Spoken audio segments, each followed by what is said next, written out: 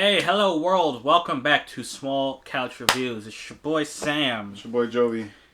and we are back in the what do we call this? The Nash Museum. The Nash Blurred Museum. Nash Blurred Museum, back on our favorite couch. Yeah. And for people out there who may be watching for the first time, we do not review small couches. Just want to throw that in there. All right, but we just watched Star Wars Andor. Actually, I think it's just called Andor. It's just it's Andor. Andor. It takes place in the Star Wars universe, and it's about the character Cassian Andor, played by Diego Luna. With a K. Cassian with a K. Oh, is it? Yeah. I thought it was a C. It's a K. Yeah. I thought it was a C too, because that sounds right. But Everywhere I see it, like I guess I think maybe on the subtibtles it might say with a K. Yeah. Yeah, because Casa. Weird. Yeah. Oh well, maybe that's We'll get into that. Yeah. Anyway, yeah. So Cassian Andor, he first debuted, I guess, back in 2016 in Rogue One. Yes. It's on the title screen. So yeah. When you finish the third episode, you see Rogue One pop up. Yeah. I actually, I don't know if I told you this. I didn't care for Rogue One at all. I didn't like it as a movie. There was actually nothing I really liked. I didn't like the fact that it was made for one. Yeah. I didn't like the story that was told, and the characters. I don't know. Maybe I think I liked it as a movie, but did not like it as a Star Wars movie. Yeah, I think I didn't feel the Star Wars love in it, or Star Wars magic, I should say, in it. But this show, which is very different. Yes, I feel like we feel the same way about that. I really enjoy this show. Yeah, this makes me feel like I feel the Star Wars magic, and man, oh man, it's good. So we are going to talk about it right now.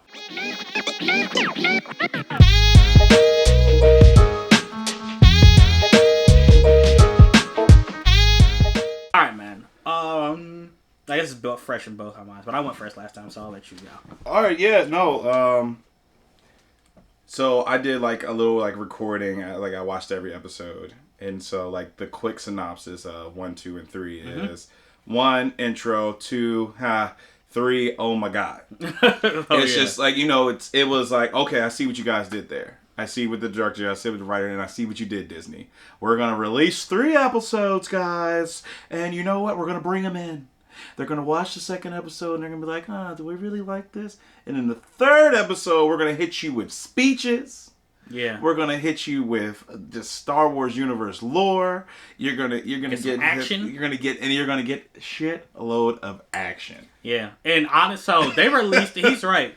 They released these 3 episodes, and honestly, I watched the first one yesterday. I was kind of in a rush. I watched it. Yeah. And when it ended, I was like, I don't feel like this is like a good place to end. You know what I mean? It definitely wasn't an end. I think they were actually like, it's kind of like Dune, honestly. Like they were going off somewhere, then it just cut to black.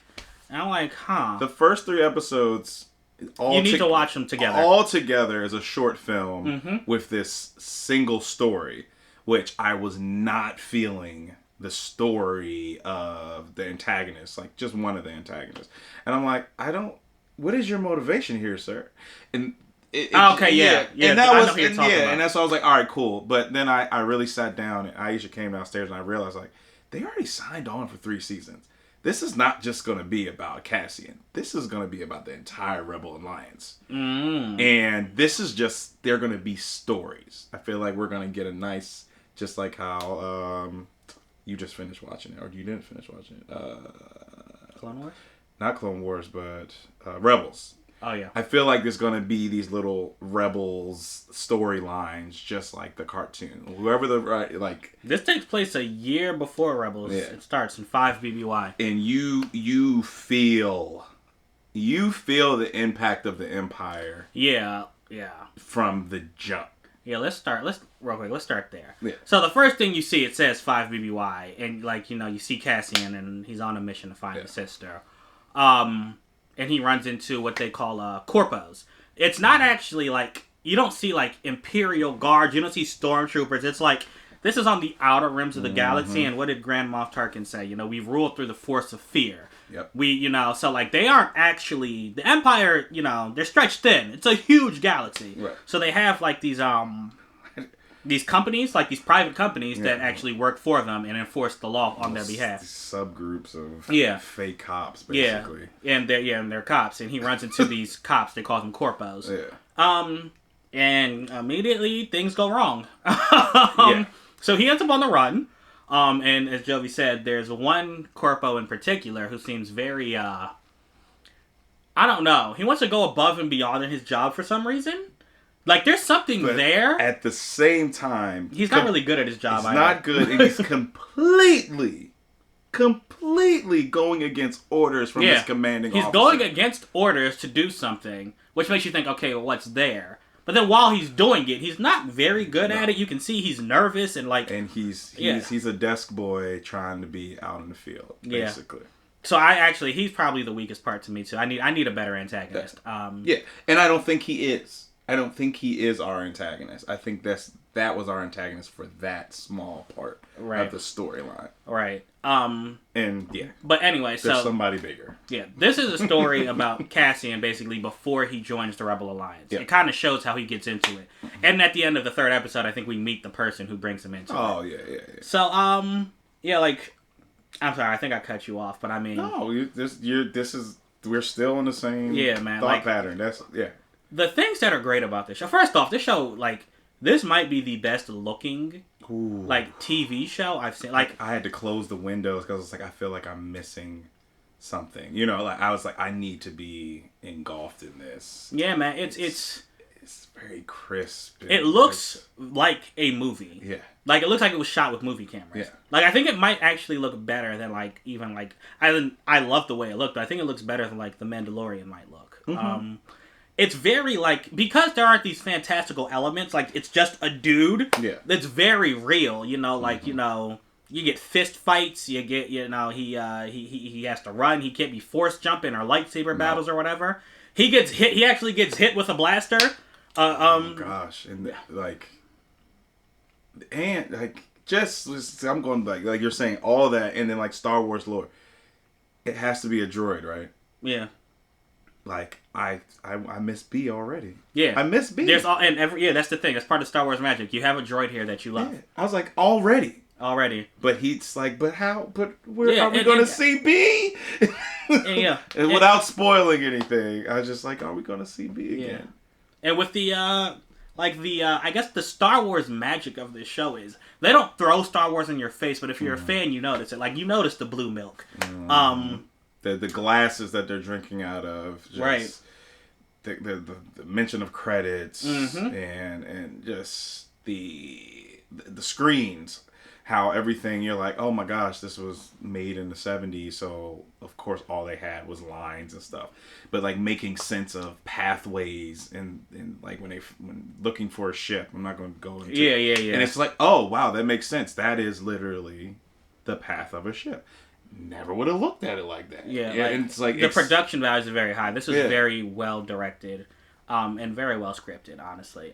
Very well acted. Diego Luna, he draws me in. Man. I don't know where this was in Rogue One, but he really draws me in here. I was just like, what did he do? And I said this earlier too. Like, really, I was like, what did he do to get a whole series?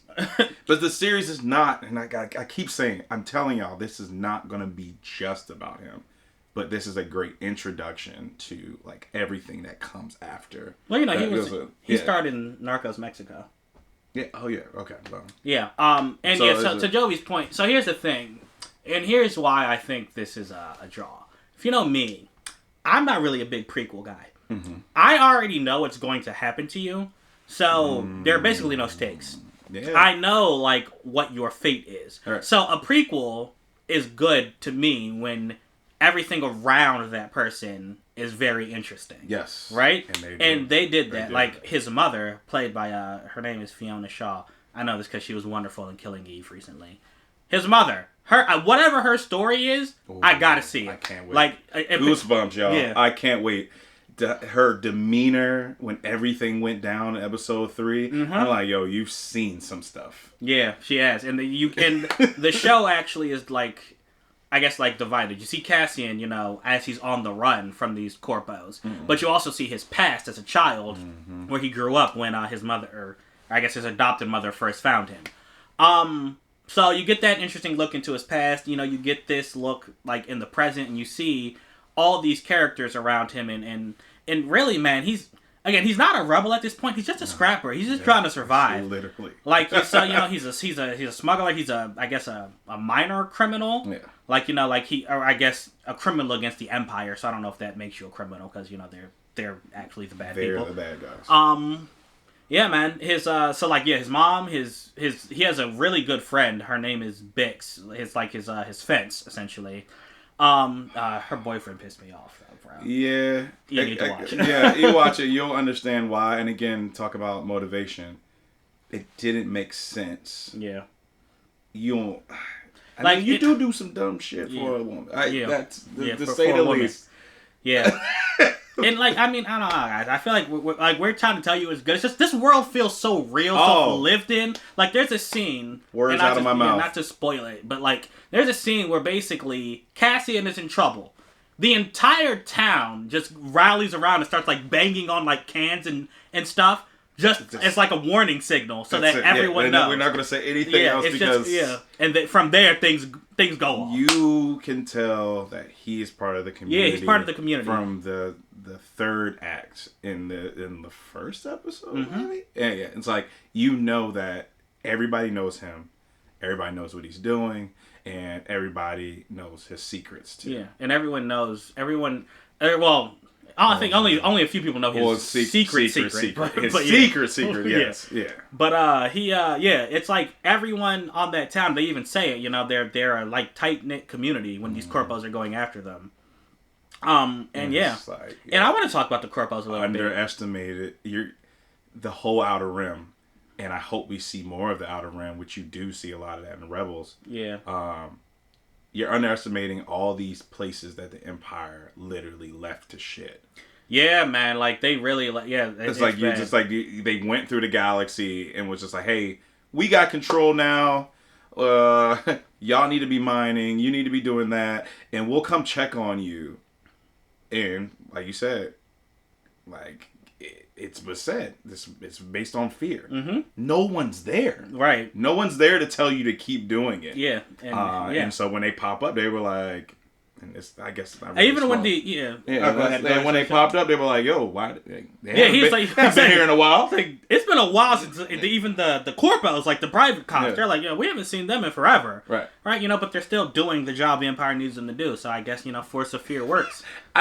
But then, all right, this is gonna be the last thing I say when it comes to Star Wars lore and just like environment. Even them, like everybody's chilling. The corpos are just like, yo.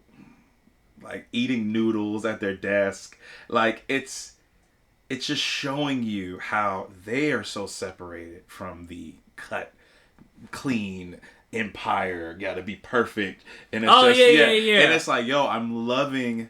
And guys, like and gals, if you watch this and you know me personally, you know I absolutely love Star Wars. So this idea that I'm getting another eye and like just a view into more of like, this is a lived-in universe. These are people.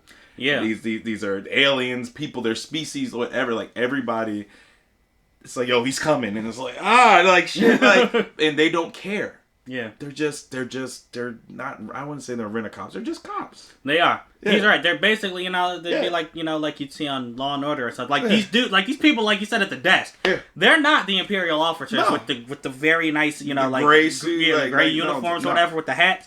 They're sitting at their desk and they're like, yo, I don't even know why we're doing this. Like they literally that's straight up, and like I love that. Yeah, like they have a personality. You know, it's not like Empire or die. They're like, bruh. All right, this dude wants us to find this person. Let's do it. I don't know why we're doing it, but let's go ahead. Like, that is real. Those subtle things are cool, just showing you how the universe works. Yeah. But the corpos themselves, like, they're, like... I think, like I said at the top of this, like, the main one, but even his subordinates, I think they're the weakest part. Because, they're the worst type of villain. What I say in Woman King... Like, these dudes are just like, they're drunk on their power. They're bad to be bad. Yeah, they're bad just to be bad. Like, why are you doing this, yo? Like, the very beginning, they're harassing this dude for no reason. Because, I think they were in a brothel, and one of the girls liked Cassian, but didn't like a cop. So the cop follows him. Like, what is that? And then, when they come and then later, when the corpos come to the planet looking for him, Like, bro, they're just like shooting innocent people, right? Like for no reason.